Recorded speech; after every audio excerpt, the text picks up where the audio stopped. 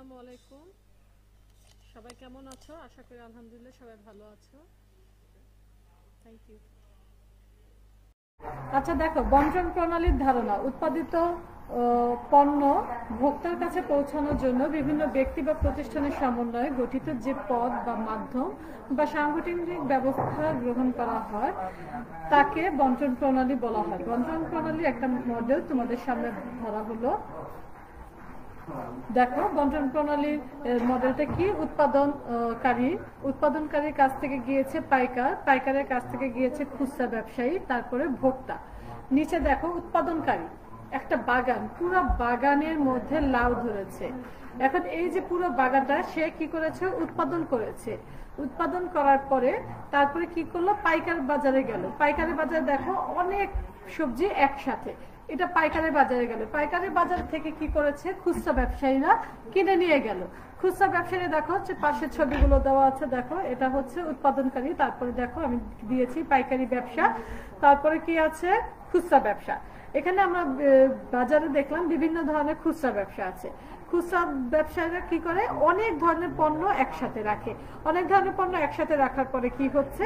সেখান থেকে এই যে দেখো ভোক্তারা যার যেটা প্রয়োজন, কারোর 1 কেজি, কারোর 2 কেজি, কারোর 3 কেজি, যে যেভাবে পাচ্ছে সেভাবে কিনে নিয়ে যাচ্ছে। তাহলে প্রথমে কি? উৎপাদনকারী, তারপরে আসলো আমাদের কি? দেখো পাইকার, তারপরে আসলো কি? খুচরা ব্যবসায়ী, তারপরে আসলো ভোক্তা। ঠিক আছে? বন্টন প্রণালী।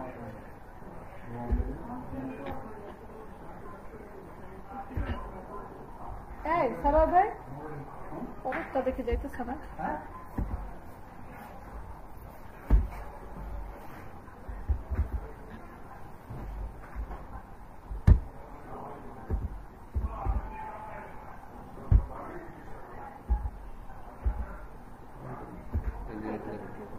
আচ্ছা দেখো, তাহলে আমরা কি দেখলাম? বন্টন প্রণালীর ধারণা। বন্টন প্রণালীর ধারণা আমরা সবাই ক্লিয়ার আশা করি। এরপরে আমরা যাচ্ছি বন্টন প্রণালীর শ্রেণী বিভাগ। বন্টন প্রণালীর শ্রেণী বিভাগে দেখো কি আছে? ভোগ্য পণ্যের বন্টন প্রণালী, distribution channels of consumer product. সেখানে চূড়ান্ত ভোগ ব্যবহারের উদ্দেশ্য যেসব পণ্য ক্রয় করা হয় সেসব পণ্যকে ভোগ্য পণ্য বলে। আমার ভোগ করার জন্য যে পণ্যটা আমি কিনবো, এখন আমি ভোগ করার জন্য যেটা কিনবো সেটা হবে ভোগ্য পণ্য, যেটা আমি বিক্রির জন্য কিনবো সেটা হবে আমার বিজনেসের জন্য। তো এখন উৎপাদনকারী দেখো এখানে 4টা প্রণালী আছে। একটা হচ্ছে উৎপাদনকারীর কাছ থেকে ভোক্তার কাছে গিয়েছে, উৎপাদনকারীর কাছ থেকে খুচরা বিক্রেতার কাছে গিয়েছে, তারপর ভোক্তার কাছে গিয়েছে। উৎপাদনকারীর কাছ থেকে পাইকার, খুচরা বিক্রেতা, তারপর ভোক্তা। প্রণালী 4-এর মধ্যে কি আছে? উৎপাদনকারী, এজেন্ট, পাইকার, খুচরা বিক্রেতা, ভোক্তা। আচ্ছা,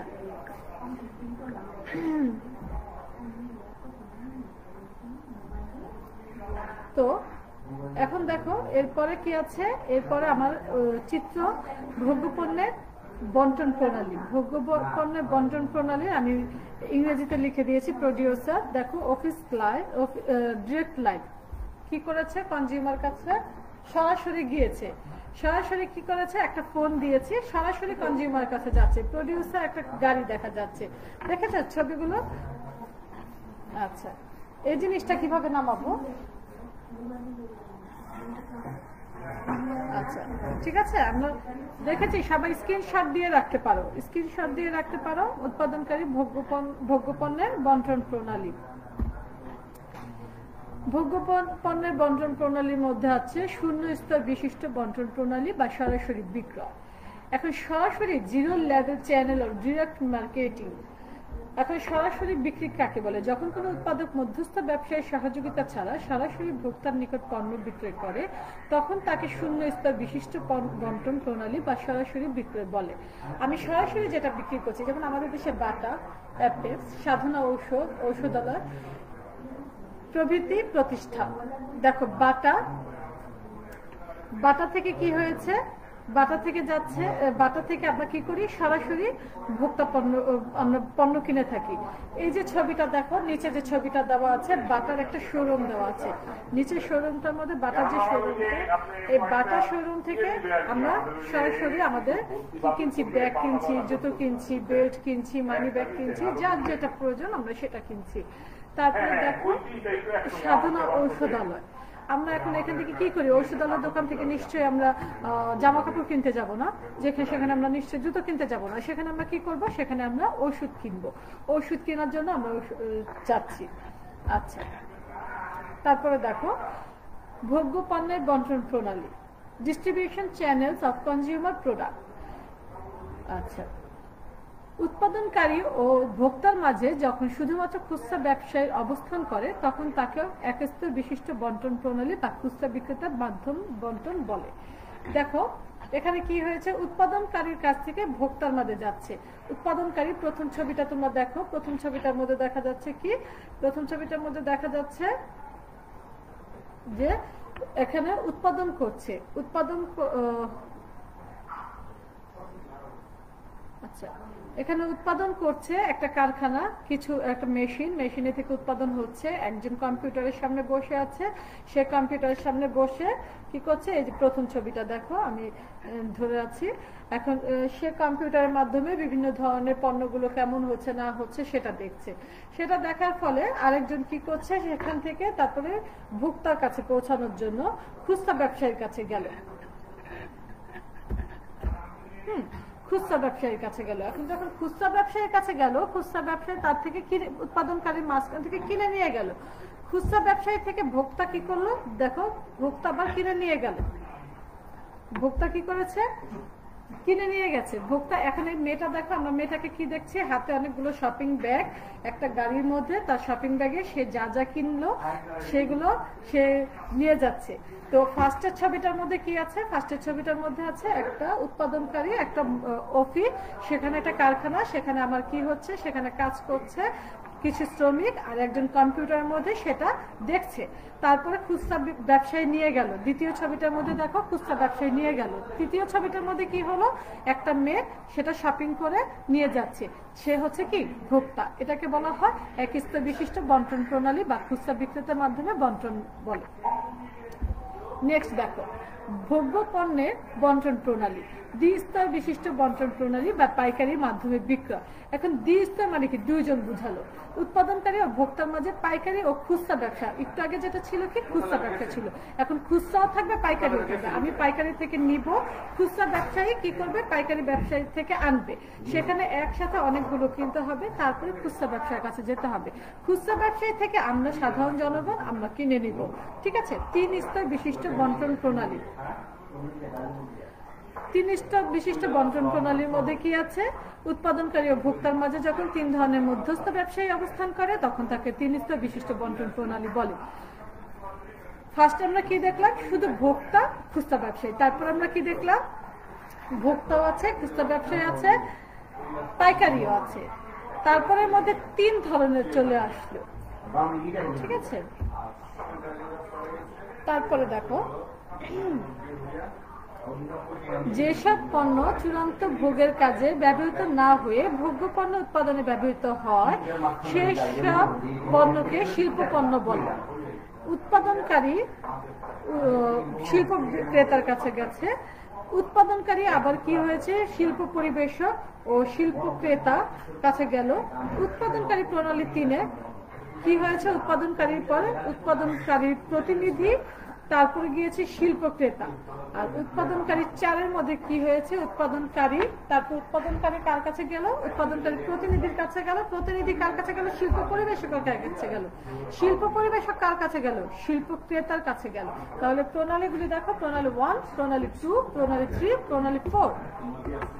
ওকে,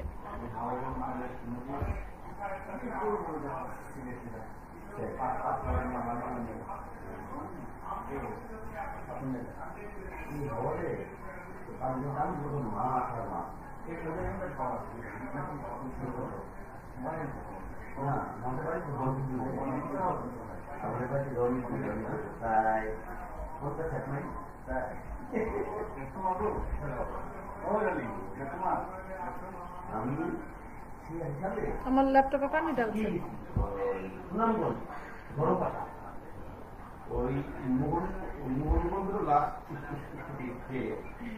তারপরে দেখো,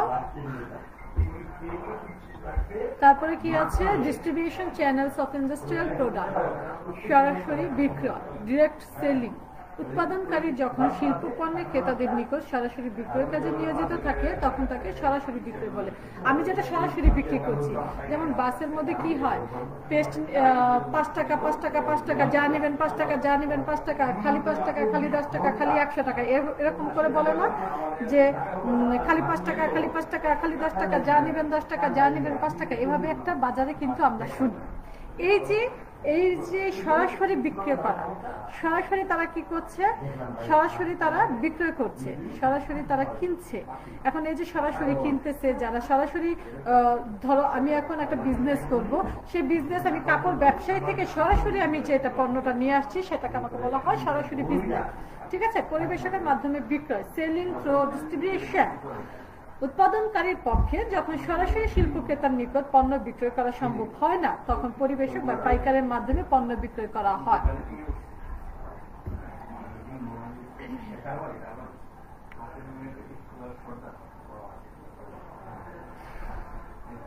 আচ্ছা, এরপরে আছে কি, শিল্প পণ্যের বন্টন প্রণালীর মধ্যেই উৎপাদকের প্রতিনিধি বা বিক্রয় শাখার মাধ্যমে বিক্রয়।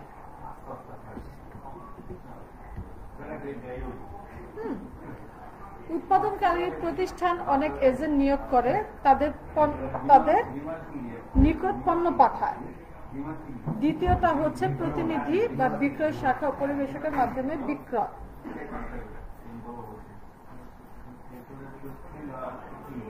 দেখেছো সবাই, স্ক্রিনশট দিয়ে নিতে পারো।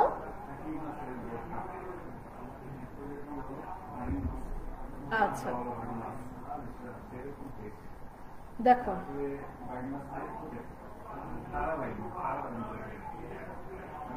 সেবার বন্টন প্রণালী যা চোখে দেখা যায় না কিন্তু ক্রেতার প্রয়োজন, অভাব ও চাহিদা মেটাতে সক্ষম এমন সব জিনিসকে সেবা বলে। যেমন শিক্ষক, ডাক্তার, ব্যাংক, বীমা কোম্পানির সেবা, বিউটি পার্লারের সেবা। শিক্ষক তোমাদেরকে কি করছে, সেবা দিচ্ছে। আমরা যে তোমাদেরকে পড়াচ্ছি সেটা কি তোমরা ধরতে পারবা? পারবা না। ছুতে পারবা? পারবা না। এখন যে ম্যাডাম আমি এক কাজ করি, তাহলে আমি ব্যাগে ভরে রাখি, যখন মনে হবে আমি ব্যাগ থেকে বের করে নিব, সেটা সম্ভব? সম্ভব না। ডাক্তার সেবা দিচ্ছে, যে ঠিক আছে আমি ডাক্তারের কথাটা রেকর্ডিং করে রাখি, যখন যার সমস্যা হবে আমি রেকর্ডিং দেখে দেখে আমি দিয়ে দিব, সেটা সম্ভব? সম্ভব না। এগুলো হচ্ছে সেবা, যেটা ধরা যায় না, যেটা ছোঁয়া যায় না, যেটা স্পর্শ করা যায় না। ঠিক আছে, সেটাকে বলা হয় কি, সেবা। দেখো নিচে একটা চিত্র দেওয়া আছে, উৎপাদনকারী, প্রতিনিধি, ভোক্তা বা শিল্পীয় ব্যবহারকারী, ভোক্তা বা শিল্পীয় ব্যবহারকারী।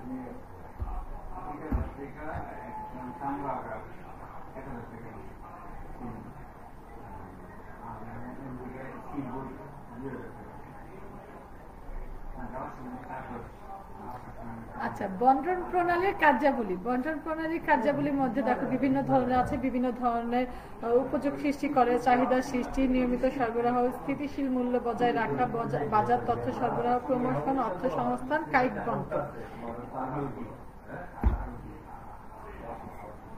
দেখো বিভিন্ন ধরনের উপযোগ সৃষ্টি, বন্টন প্রণালীর সদস্যরা কি করছে, পণ্যের বিভিন্ন ধরনের উপযোগ সৃষ্টি করে। যেমন ক্রেতা বিক্রেতার মধ্যে পণ্য আদান প্রদানের মাধ্যমে তারা স্থানগত, সত্যগত, সময়গত উপযোগ সৃষ্টি করে। দ্বিতীয়, চাহিদা সৃষ্টি। মধ্যস্থকারীগণ ক্রেতাদের কাছে পণ্য সম্পর্কে নানা তথ্য প্রকাশ করে, পণ্যের পরিচিত ও ভাবমূর্তি তুলে ধরে। এর ফলে ক্রেতাদের কাছে উক্ত পণ্যের চাহিদা সৃষ্টি হয় এবং ক্রেতাগণ পণ্য ক্রয়ে উদ্ধত হয়।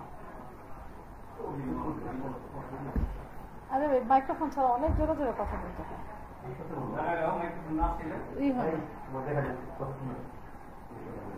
আচ্ছা, বন্টন প্রণালীর কার্যাবলী। বন্টন প্রণালীর কার্যাবলীটা কি হয় দেখো, স্থিতিশীল মূল্য বজায় রাখা। মধ্যস্থ কারবারিগণ পণ্য মূল্য স্থিতিশীল রাখতে সহায়তা করে।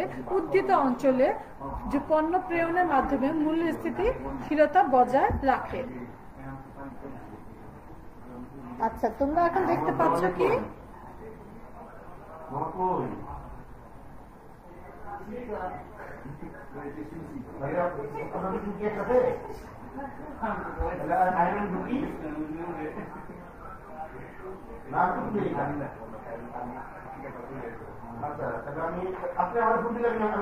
আচ্ছা দেখো বাজার তথ্য সরবরাহ। বাজার তথ্য সরবরাহটা কি? বাজার তথ্য সরবরাহ হচ্ছে মধ্যস্থকারী গণ পণ্য সম্পর্কে বিভিন্ন তথ্য ক্রেতাদেরকে সরবরাহ করে।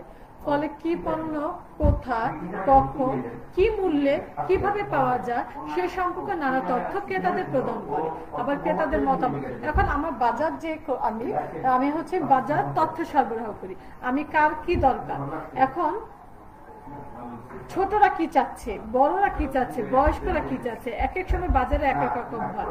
যেমন কিছুদিন আগে আমাদের কি গেল 21শে ফেব্রুয়ারি, 15 আগস্ট। এখন সে সময় যদি আমরা লাল সবুজ সব বিক্রি করি, আমাদের যেমন বিক্রি হবে না, আমাদের সেটা শোকের মাস। শোকের মাসে আমাদের কি করতে হবে? শোকের মাসে সব সাদা কালো। যখন বিজয় দিবস, স্বাধীনতা দিবস আসবে তখন আমরা লাল সবুজ। পয়লা বৈশাখ আসলে সাদা লাল বিভিন্ন। এখন তুমি পয়লা বৈশাখে বিক্রি করলে সব কালো জামা কাপড়, তারপরে তুমি পয়লা ফাল্গুনে বিক্রি করলা সব নীল, পয়লা ফাল্গুনে বিক্রি করলা সব কালো, সব সাদা। তাহলে যেমন চলবে না। তোমার বাজারে এখন মানুষ কি চাচ্ছে, কোথায় কেমন চাচ্ছে। আমেরিকাতে এখন কি, আমেরিকাতে যদি গরম হয় তুমি গরমের জামা কাপড় বিক্রি করবা, আমেরিকাতে যদি তোমার শীত হয় তুমি শীতের জামা কাপড় বিক্রি করবা। তা না হলে কি হবে না, তোমার বিক্রি ভালো হবে না, তাই না? বিক্রি এখন আমার চাহিদা হচ্ছে শীতের জামা কাপড়, তুমি আমার কাছে নিয়ে আসছো গরমের জামা কাপড়, তাহলে আমার কি হবে? আমার পণ্য বিক্রি হবে? বিক্রি হবে না। আবার আমার চাহিদা এখন গরমের জামা কাপড়, তুমি আমাকে দিচ্ছ শীতের জামা কাপড়, সেটাও বিক্রি হবে না। আমার চাহিদা অনুযায়ী আমার এখন কি প্রয়োজন বর্তমানে সেটা আমার জানতে হবে। সেটা জেনে তারপরে আমার কি করতে হবে? সেটা জেনে আমার পণ্য সরবরাহ করতে হবে, পণ্য উৎপাদন করতে হবে। আগে জানতে হবে ভোক্তার কি চাহিদা, ভোক্তা কি চায়, ক্রেতা কি পছন্দ করে, এটা মতামত জানতে হবে। এটা অভিযোগটা কি, আমি এই পণ্যটা বিক্রি করছি এটার অভিযোগটা কি, এটা কালার উঠে যাচ্ছে, রং নষ্ট হয়ে যাচ্ছে, সেটা আমার জানতে হবে। দেন আমি পণ্যটা উৎপাদন করব। ওকে, তারপর কি? প্রমোশন। এই প্রমোশন মানে কি? ওই যে চাকরি প্রমোশন না, চাকরি প্রমোশন না। এই প্রমোশনটা হচ্ছে কি? পণ্য বিক্রয় প্রমোশনে ত্বরান্বিত করা মধ্যস্থ কারবারিদের কাজ। তারা ক্রেতাদের জন্য সবচেয়ে কম দামে সুন্দর পণ্য জুগিয়ে এবং বিক্রেতার পণ্য কম খরচে বিক্রির ব্যবস্থা করে বিক্রয় প্রসার ঘটায়। তাছাড়া ব্যাপকভাবে পণ্য সম্পর্কে অবহিত করার জন্য প্রচারণামূলক পদক্ষেপ নিয়ে থাকে।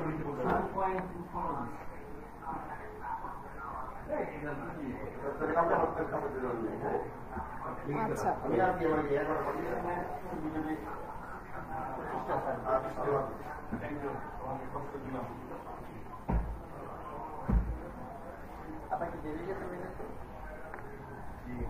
তারপরে দেখো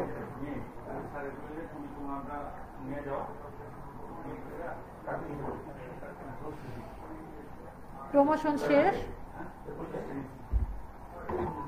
তারপরে কি হলো? অর্থ সংস্থান। মধ্যস্থ কারবারিগণ উৎপাদনকারীকে পণ্য উৎপাদনের জন্য বিভিন্ন অর্থ সাহায্য করে। তারা উৎপাদনকারীদের অগ্রিম টাকা প্রদান করে এবং অন্যান্য উৎস থেকে ঋণ প্রাপ্তির সুযোগ করে দেয়। অন্যদিকে ক্রেতাদের বাকিতে পণ্য ক্রয়ের সুযোগ দিয়ে তাদের আর্থিক প্রয়োজন মেটায় এবং ভোগ নিয়মিত রাখে। এখন আমি যখন উৎপাদনকারী, আমার কি করতে হবে? আমি তোমাকে ধরো বললাম আমার 100 পিস শাড়ি দরকার, আমি কারখানাতে দিয়ে আসলাম। এখন তারা তো আমাকে এমনি এমনি করে দিবে না, আমি কিছু অ্যাডভান্স 100 পিস শাড়ি দিয়ে আসলাম, বা আমার কিছু প্যান্ট শার্ট দরকার। এখন আমি শার্ট বানাতে দিলাম বা প্যান্ট বানাতে দিলাম। এখন আমি যখন দিয়ে আসবো আমার সেজন্য কি দরকার? কাপড়টা দরকার। কাপড়ের পর কি হবে? কাপড়টা আমি উৎপাদনকারীর কাছে দিয়ে আসলাম যে আমার এত পিস শাড়ি দরকার, এত পিস প্যান্ট পিস দরকার, এত পিস আমার শার্টের কাপড় দরকার। তো তারা কি করবে? তাদের আমি অ্যাডভান্স দিয়ে আসবো, কিছু টাকা আমি অ্যাডভান্স দিয়ে আসবো। তাদের যে আমি অ্যাডভান্স দিয়ে আসলাম কিছু টাকা, তারা সেই ভিত্তিতে শিওর হলো যে না আমি তাদেরকে দিয়ে কাজ করাবো। তারপর ওরা কাজ শুরু করলো। দেন যখন কাজ শেষ আমি তাদের কাছে পুরো টাকাটা দিয়ে আমি পণ্যটা নিয়ে আসবো।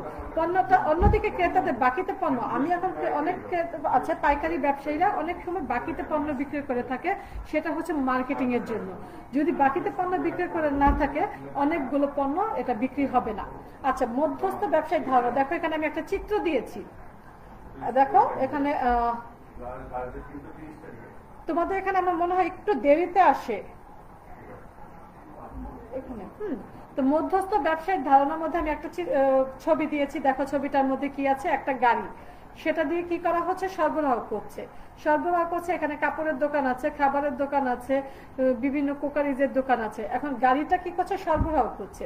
সরবরাহ করার পরে গাড়িটা আমার খুচরা বিক্রেতাদের কাছে যাচ্ছে। ছবিটার দিকে ফলো করো, ছবিটা ফলো করলে তোমরা বুঝতে পারবে।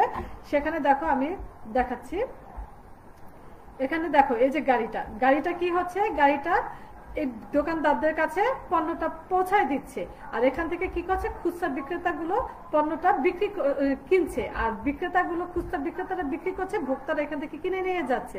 দেখো এখানে বার্গারের দোকান আছে, জামা কাপড়ের দোকান আছে, ছেলেদের জামা কাপড় আছে, মেয়েদের জামা কাপড় আছে, ছোটদের আছে, বড়দের আছে, সব ধরনের ক্রেতা আমাদের কাছে আসতেছে।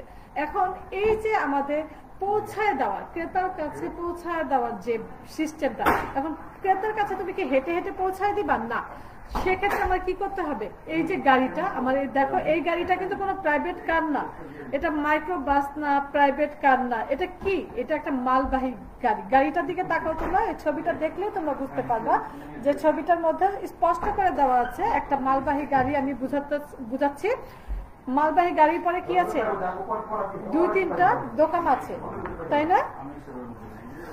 সবাই ক্লিয়ার? আশা করি সবাই ক্লিয়ার। আচ্ছা, তারপর দেখো মধ্যস্থ ব্যবসায়িক প্রকারভেদ। মধ্যস্থ ব্যবসায়ীকে 3 ভাগে ভাগ করা হয়েছে: মার্চেন্ট মধ্যস্থ ব্যবসায়ী, প্রতিনিধি মধ্যস্থ ব্যবসায়ী, কার্যভিত্তিক ব্যবসায়ী। মার্চেন্ট মধ্যস্থ ব্যবসায়ীকে আবার 2 ভাগে ভাগ করা হয়েছে: পাইকারি ব্যবসা, খুচরা ব্যবসা। প্রতিনিধি মধ্যস্থ ব্যবসায়ীকে আবার ভাগ করা হয়েছে: উৎপাদনকারী প্রতিনিধি, বিক্রয় প্রতিনিধি, দালাল, কমিশন এজেন্ট, নিলামদার, courier, clearing agent, forwarding agent, পণ্য প্রাপক, পণ্য বন্টনকারী, ভ্রাম্যমাণ প্রতিনিধি, দায় গ্রাহক, সরকারি প্রতিষ্ঠান। আচ্ছা, কার্যভিত্তিক ব্যবসায়ী 3 ভাগে আবার ভাগ করা হয়েছে: ব্যাংক, বীমা, অন্যান্য প্রতিষ্ঠান। ওকে, দেখো এখানে মার্চেন্ট মধ্যস্থ ব্যবসায়ী আমরা 3 জনকে দেখতে পাচ্ছি। 3 জনকে কি দেখতে পাচ্ছি, একজন আরেক মাঝখানে যে সে 2 জনের হাতে হ্যান্ডশেক করছে। দেখো ছবিটার দিকে তাকালে ভালো দেখতে পারবা, বুঝতে পারবা।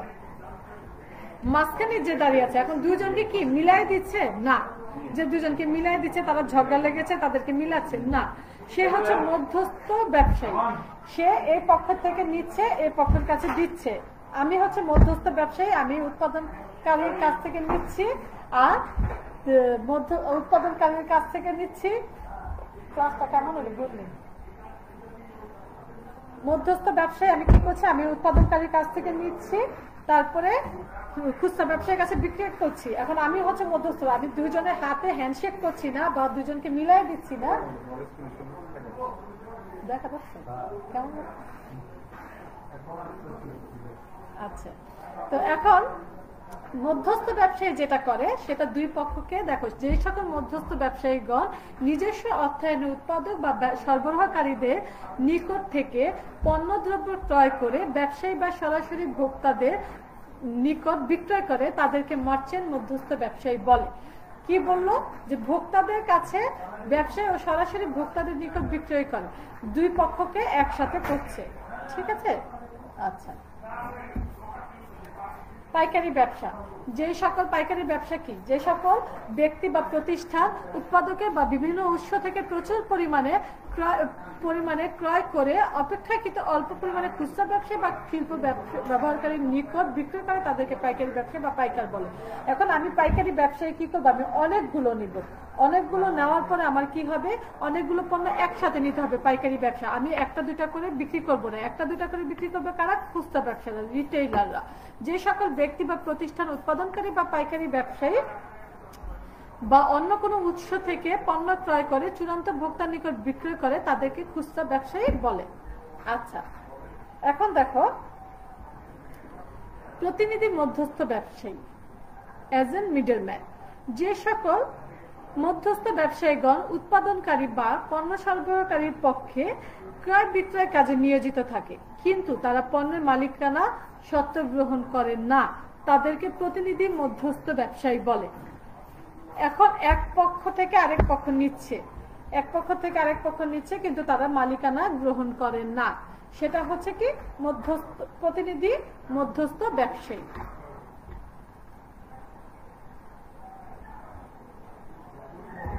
আচ্ছা, উৎপাদনকারী প্রতিনিধি। কোন উৎপাদনকারী নতুন এলাকায় বাজার সৃষ্টির জন্য যে সকল প্রতিনিধির সাহায্যে বিক্রয় কাজ সম্পন্ন করে তাদেরকে উৎপাদনকারী প্রতিনিধি বলে।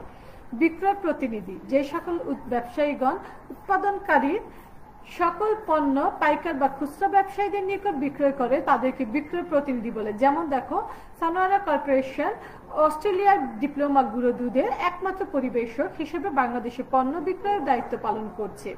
এটা হচ্ছে কি বিক্রয় প্রতিনিধি। আর উৎপাদন প্রতিনিধি কি বললাম, যে উৎপাদন করছে, উৎপাদন করে কি করছে, নতুন এলাকায় বাজার সৃষ্টি করছে, সেটা হচ্ছে উৎপাদনকারী। আচ্ছা, তারপরে দেখো এখানে কি আছে, প্রতিনিধি, মধ্যস্থ ব্যবসায়ী, দালাল মানে কি ব্রোকার, বায়ার মাঝখানে হচ্ছে ব্রোকার, পরে হচ্ছে কি সেলার। ছবিটার দিকে দেখো, ছবিটা দেখাচ্ছি, প্রথম ছবিটার দিকে দেখো। প্রথম ছবিটা দেখলে তোমরা বুঝতে পারবা, সেটা হচ্ছে ক্রেতা ও বিক্রেতার মধ্যে মধ্যস্থতা করে যে সকল ব্যবসায়ী পণ্য ক্রয় ও বিক্রয় সহায়তা করে তাদেরকে দালাল বলে। তাদেরকে কি বলে? দালাল বলে। দ্বিতীয়টা কি হচ্ছে, কমিশন এজেন্ট। দেখো, যে মধ্যস্থ ব্যবসায়ীগণ উৎপাদনকারী পণ্য বিক্রয়ের কাজে কমিশন গ্রহণ করে তাদেরকে কমিশন এজেন্ট বলে। যে মধ্যস্থ ব্যবসায়ীগণ উৎপাদনকারী পণ্য বিক্রয়ের কাজে কমিশন নেয়, যে আপনি আপনার পণ্যটা বিক্রি করে দিব, সে বিনিময়ে আপনি আমাকে কি করবেন, আমি আপনার কাছে বিক্রি করছি, সেটা আপনি আমাকে কিছু কমিশন দিবেন, বা আমি আপনাকে এই কাজটা নিয়ে দিব, এই বিনিময়ে আপনি আমাকে কিছু কমিশন নিয়ে দিবেন, বা কিছু আপনি যা পাচ্ছেন 50% বা 5% বা 6% আমাকে দিবেন, এটাকে বলা হয় কমিশন। নিলামদার, উৎপাদনকারী পণ্য নিলাম ডাকের মাধ্যমে বিক্রয়ের জন্য যে মধ্যস্থ ব্যবসায়ীগণ কাজ করে তাদেরকে নিলামদার বলে। দেখো একজন, ছবিটা দেখো, নিচের ছবিটা দেখো, নিচের ছবিটাতে ওয়ালাইকুম আসসালাম, অনেকেই সালাম দিচ্ছে, ওয়ালাইকুম আসসালাম। আচ্ছা, উৎপাদনকারী পণ্য নিলাম ডাকের মাধ্যমে, যেমন নিচের ছবিটাতে একজন কি করছে, দুই হাতে দুইটা জিনিস নিচে হচ্ছে দাম উঠাচ্ছে, যে এটা এখন এই দাম, এখন 5 টাকা 1000 টাকা আমি এই বইটা বিক্রি করবো, সাপোজ এখন 1000 টাকা বিক্রি করবো, 1001, 1002, একজন আরেকজন বলে বসলো যে 1003, এখন ওই 1003 নিলামে উঠবে। তারপর আবার যদি কেউ বলে 1004, তাহলে আবার নিলাম, আচ্ছা আমি বন্ধ করে দিতে পারবো মনে হয়। তারপর যখন আমার 1004 যদি কেউ না বলে, তাহলে যে 1004 লাস্ট বললো সে কিনে নিবে, আর যদি সে না, পরে যদি আরেকজন বাড়ায় দেয় তাহলে সে নিবে, তাহলে এটা কি হলো, নিলামদার। আচ্ছা, এরপরে দেখো প্রতিনিধি, মধ্যস্থ ব্যবসায়ী, ফরওয়ার্ডিং এজেন্ট। যে সকল মধ্যস্থ ব্যবসায়ী উৎপাদনকারী পণ্য গ্রহণ, পণ্য সরবরাহ ও রপ্তানি সংক্রান্ত অন্যান্য কাজ সম্পাদন করে তাদের রপ্তানি কাজে নিয়োজিত প্রতিনিধি বা ফরওয়ার্ডিং এজেন্ট বলে। যেমন কি বলা হয়েছে, মধ্যস্থ ব্যবসায়ী উৎপাদনকারী পণ্য গ্রহণ করে, পণ্য সরবরাহ করে রপ্তানি সংক্রান্ত।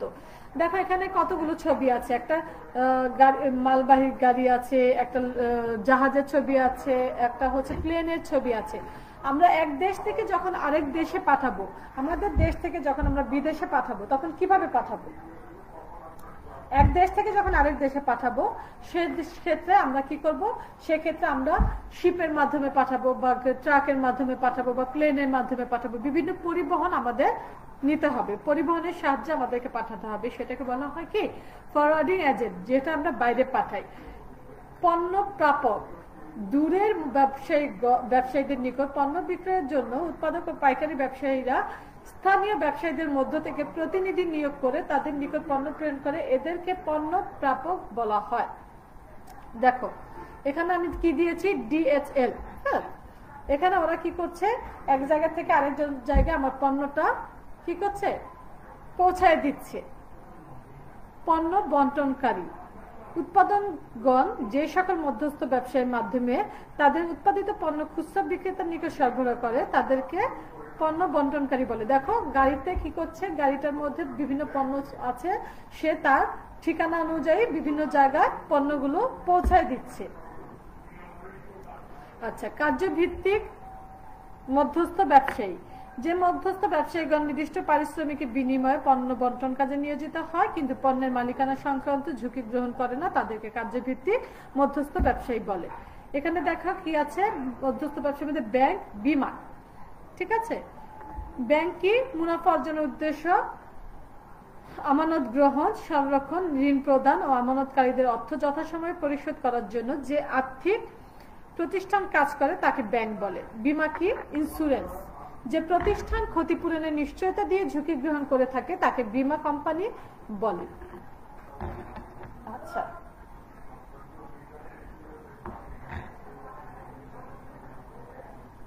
দেখেছো? তোমরা এগুলো স্ক্রিনশট দিয়ে রাখতে পারো।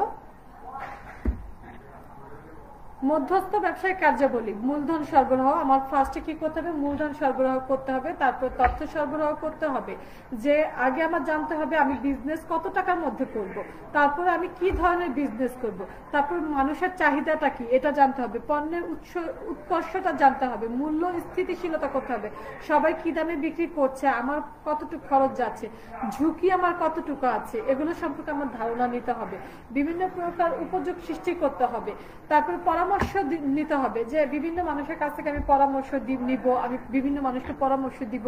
এরপর আমার যখন সব হয়ে গেল আমার বিজ্ঞাপন করতে হবে, মানুষকে জানাতে হবে যে আমি এই পণ্যটা তৈরি করছি বা এই পণ্যটা আমি এনেছি, নতুন পণ্য আমি এনেছি। বিজ্ঞাপনের মাধ্যমে আমাদের খুব সহজেই পণ্য কি হয়?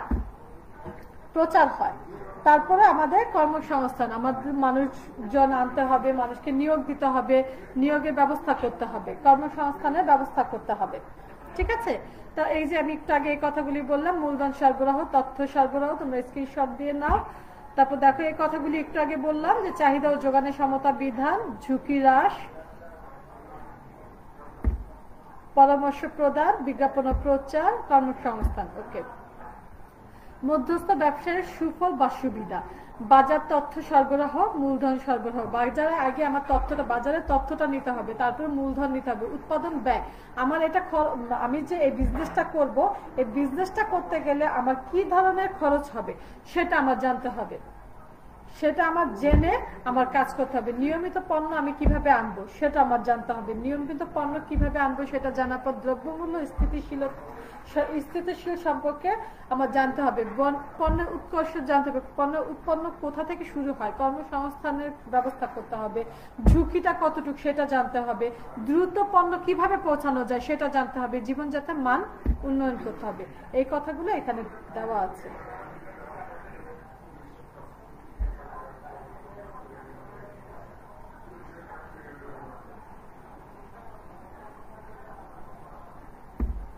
তারপর নিয়মিত পণ্য ভোগ,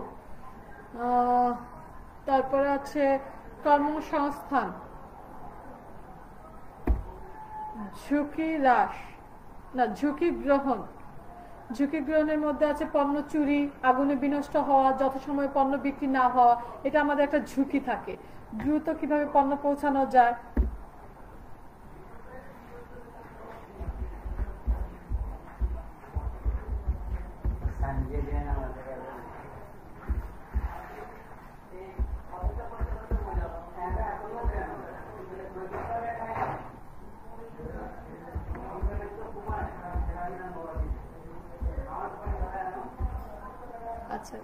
দ্রুত পণ্য পৌঁছানো, এটা গেল।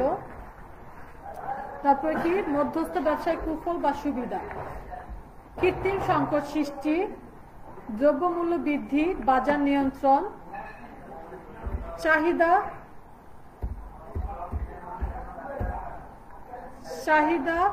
ও এটা না, ওটা পরে করছি। হ্যাঁ, চাহিদা ও যোগানের অসমতা, সমাজ বিরোধী কার্যকলাপ, অসহযোগিতা, অর্থনৈতিক স্থিতিশীলতা ব্যাহত। তারপরে আছে কি? কৃত্রিম সংকট সৃষ্টি, মধ্যস্থ ব্যবসায়ীরা ইচ্ছাকৃত ভাবে বাজারে সময় মতো পণ্য সরবরাহ না করে কৃত্রিম সংকট তৈরি করে, ফলে চাহিদা অনুযায়ী পণ্য ভোক্তাগণ বা না পাওয়ায় পণ্যের মূল্য বৃদ্ধি পায়।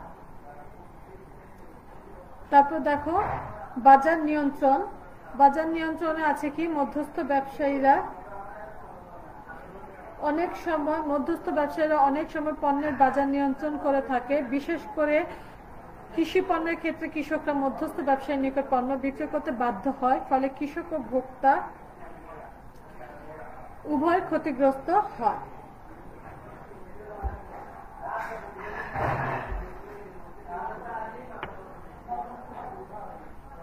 আচ্ছা, তারপর আছে সমাজ বিরোধী কার্যকলাপ।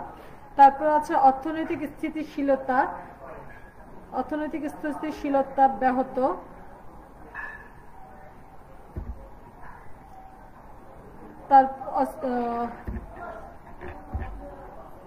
তারপর অপ্রতুল যোগাযোগ ব্যবস্থা, সংরক্ষণের অভাব।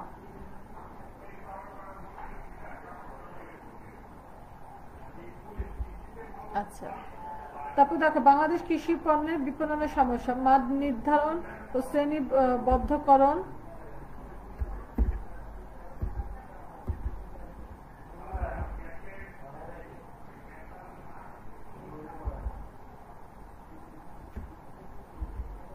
আচ্ছা,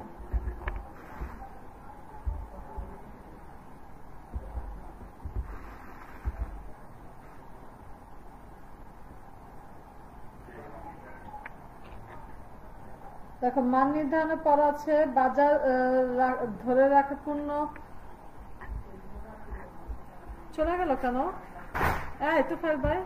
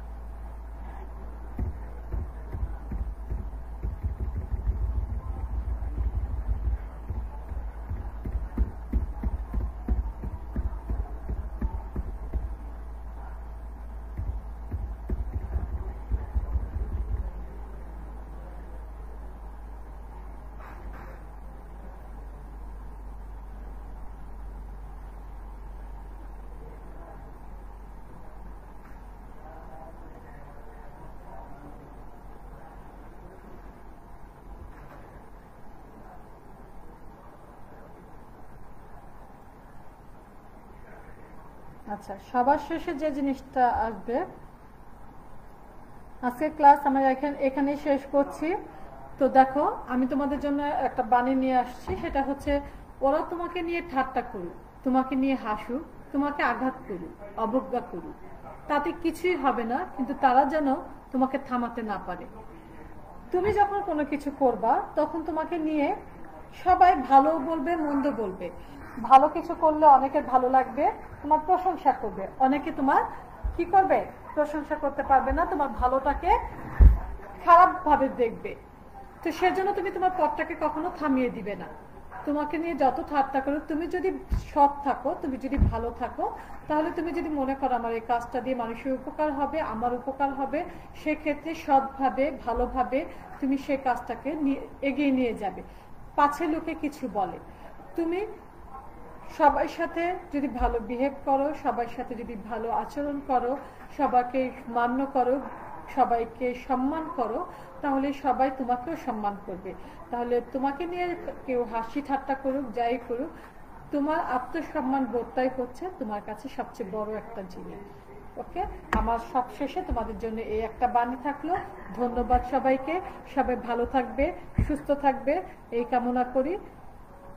আল্লাহ হাফেজ।